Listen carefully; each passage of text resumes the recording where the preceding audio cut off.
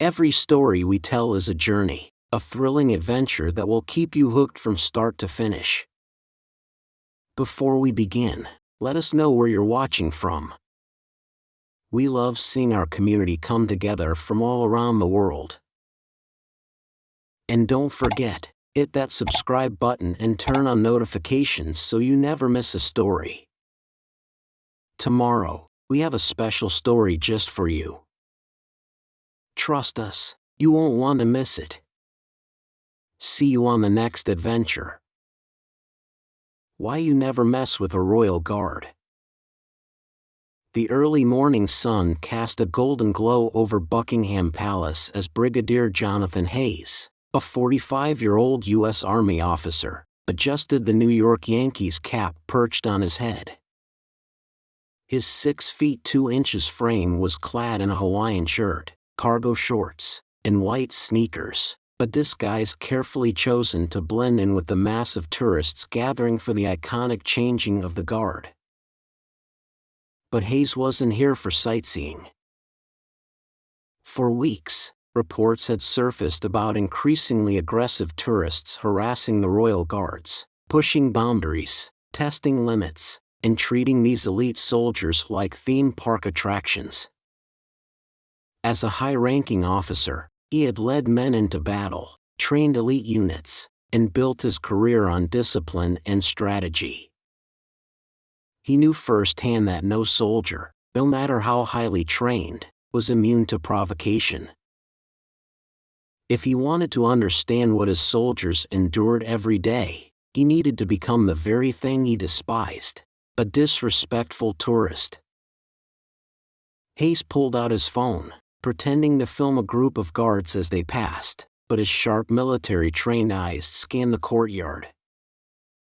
There, standing in perfect formation, was Sergeant Ryan Walker, a 27-year-old U.S. Marine currently stationed with the Queen's Guard as part of an exchange program. With 2 combat tours in Iraq and Afghanistan, Walker had earned a reputation for being calm under fire and unwavering under pressure. His 6 feet 0 inches muscular frame was clad in the pristine scarlet tunic and bearskin hat, his rifle held at a precise angle, his posture straight as an arrow. Perfect. Hayes had read Walker's file. He knew what the man had been through. He knew what buttons to push. This test wasn't just about Walker, it was about whether the Royal Guard's training could withstand relentless psychological pressure. He let out an exaggerated sigh, stretching his arms lazily before stepping forward. "Well, would you look at that," he said loudly, his voice dripping with a thick, exaggerated American accent. An honest-to-goodness toy soldier. Several tourists turned toward him, some chuckling uncomfortably, others shifting awkwardly at the sudden disruption of the peaceful ceremony. Hayes smirked, knowing he had just become the loudest person in the courtyard. Time to push the limits. I wonder if these guys even blink, he mused, stepping closer to Walker, his tone laced with mockery. Or do they just stand there like robots all day? The game had begun. Hayes took another step forward, closing the gap between himself and Sergeant Ryan Walker.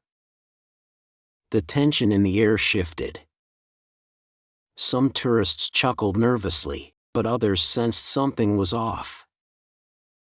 The guards were a respected institution. Mocking them wasn't just rude, it was dangerous.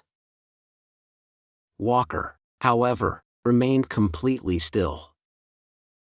His rifle was firmly in place, eyes fixed forward, shoulders squared with the kind of discipline that only came from years of military service. Hayes smirked. Good. He's holding. But this was just the beginning. I gotta say, folks, this is some easy money, Hayes announced, making sure his voice carried across the courtyard. Standing around all day, looking pretty for tourists? What is this, Buckingham's next top model? A few people laughed, but the humor felt forced. Walker didn't flinch. Hayes leaned in slightly, his voice dropping to a challenging whisper. You're really just gonna stand there, huh? You know, back home, we actually have real soldiers. Men who fight. Not dress-up dolls. A flicker. Just a fraction of a second. A slight tightening in Walker's jaw. There it is. Hayes had spent years training soldiers, and he knew exactly where to dig the knife in. Let me guess, Sergeant. You got assigned here because you weren't good enough for the real action. Maybe they thought you'd be better off babysitting tourists. Walker's grip on his rifle didn't shift, his breathing stayed measured, but Hayes could see the controlled fire in his eyes. The kind of fire that had carried soldiers through firefights, ambushes, and impossible odds. A little boy in the crowd tugged at his mother's sleeve. Mommy, why is that man being so mean? Some people just don't have respect, sweetheart, she whispered back, loud enough for Hayes to hear. Perfect. The crowd was turning against him. But Hayes wasn't done. He reached into his pocket and pulled out his phone, holding it up to Walker's face. All right, let's see if this guy is even real. If I get up close, is he gonna move? Blink? Maybe say something? Or is this just a really expensive mannequin? He pretended to snap photos, his phone just inches from Walker's unflinching gaze. Then, with mock curiosity, he reached toward Walker's rifle. The crowd gasped. The test had just escalated to its breaking point. The moment Hayes' fingers inched toward the rifle, the energy in the air shifted. A few gasps rippled through the crowd. A mother instinctively pulled her child back. A man in a veteran's cap clenched his jaw, watching the scene unfold. Sergeant Ryan Walker didn't move. Not yet. Hayes let his hand hover, just inches from the rifle. His voice dropped to a mocking murmur, one only Walker could hear. What happens if I touch it, huh? Gonna do something about it, Sergeant? Or you just gonna stand there like a statue? Walker's grip on the weapon remained solid, but Hayes could feel the subtle shift in his stance. A tiny adjustment. A calculation. Hayes smirked. He's preparing. Good. Let's push further. He turned back to the growing crowd, his arms stretched wide like a performer on stage. Ladies and gentlemen, we have a real mystery here, he shouted. Will he move? Will he speak? Or is he just a very expensive piece of palace furniture? The security officers stationed nearby had started to step forward, sensing the escalation. A tour guide whispered to her group, urging them to move along. But Hayes wasn't done yet. He clapped his hands loudly, inches from Walker's face. No reaction. He laughed. Come on, man. Give us something. A blink? A twitch? Walker stood firm. Then Hayes played his final card. His voice dropped to a razor-sharp whisper. "What would your men think if they saw you like this? Standing here while some punk gets in your face? If they could see you now, would they still call you a soldier?" For a split second, something flickered in Walker's eyes. Not anger, calculation. That's when Hayes knew. He had pushed the limit. Before he could react, Walker moved.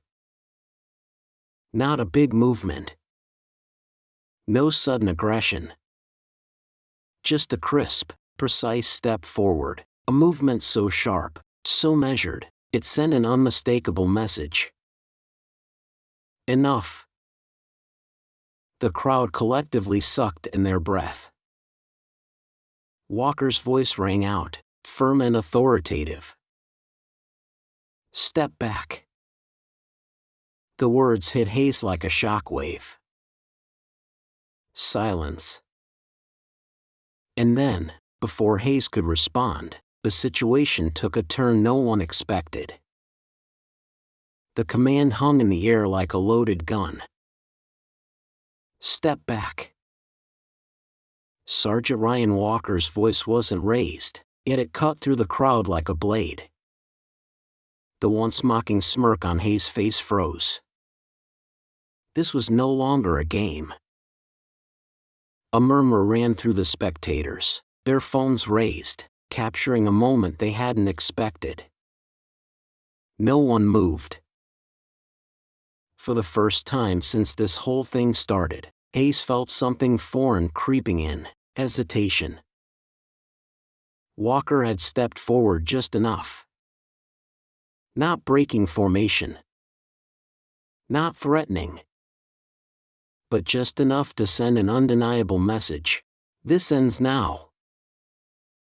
Hayes scoffed, masking his falter with bravado.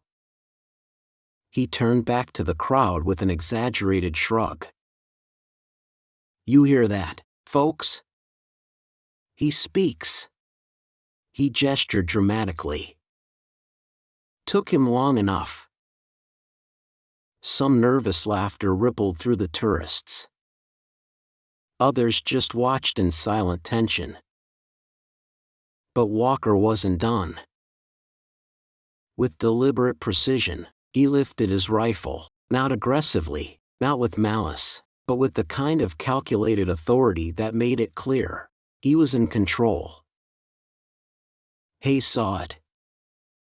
Felt it. And for the first time, he questioned whether he had pushed too far. "Sir, step back now." This time, it wasn't a request. The security officers were moving in. Hands hovering over their radios. Hayes' instincts screamed at him to back off. But pride is a funny thing. He squared his shoulders, standing his ground. "Or what? You gonna arrest me for standing here? This is public property, right?" His voice had a desperate edge now, his bravado cracking at the seams. Walker didn't flinch. Then, in a single motion, Walker shifted his stance. It was barely perceptible to the untrained eye, just a simple readjustment of weight. But Hayes wasn't untrained. He had been in the military. He recognized that stance immediately. It was the kind of movement a soldier makes right before they put someone on the ground. A shiver ran through him. And suddenly, the weight of his choices came crashing down. He had spent the last 15 minutes testing this man, mocking, taunting, disrespecting, believing Walker was nothing more than a glorified mannequin. But now, he saw exactly what Walker was. A soldier. A warrior. A man who had spent years standing between order and chaos. And Hayes had been a fool to think this was ever about ceremony. Hayes staggered back, but it wasn't the motion that got him, it was the realization. This wasn't a joke anymore. The crowd felt it too. The murmurs died down, the camera phones tilted lower, and the air was thick with something different now. Respect. The very thing Hayes had spent the last 20 minutes mocking was the very thing that now held him in place. Walker didn't move. His rifle was still at the ready, his stance firm, but there was no aggression, just unshakable control. Hayes swallowed hard, his mouth suddenly dry. He could still walk away. He should walk away. But pride is a stubborn thing. And Hayes, driven by an ego that refused to admit defeat, made his final mistake. With a scoff, he shook his head, muttering under his breath, "This is ridiculous. You're just a statue in a uniform." And then, he reached out. It was barely anything. A flicker of motion, a hand moving toward Walker's shoulder. But that was all it took.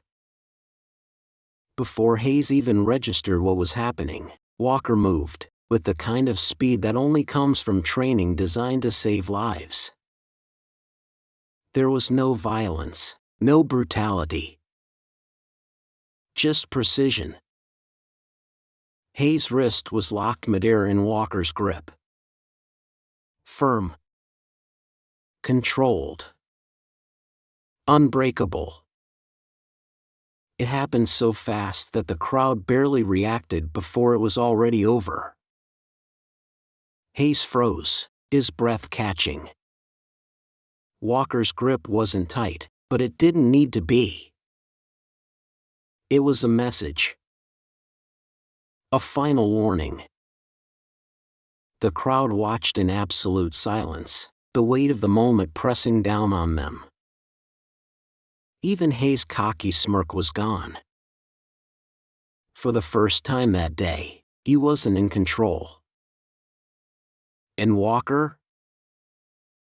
He hadn't moved an inch beyond what was necessary. His voice was low but commanding. "This conversation is over." And just like that, Walker released him. The moment his wrist was freed, Hayes stumbled back, his face flushed with a mix of humiliation and something dangerously close to fear. He had pushed the limits. And he had found them.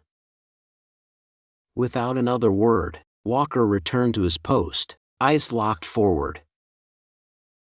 Unshaken. Unmoved. But everyone knew, something had changed.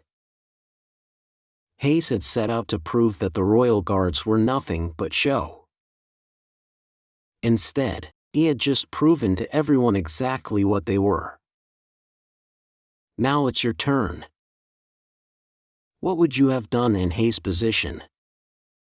Do you think the guards' response was justified? Or did Hayes deserve more for his disrespect? Drop your thoughts in the comments below. And if you enjoyed this story, hit that like button, subscribe, and turn on notifications so you never miss a powerful moment like this.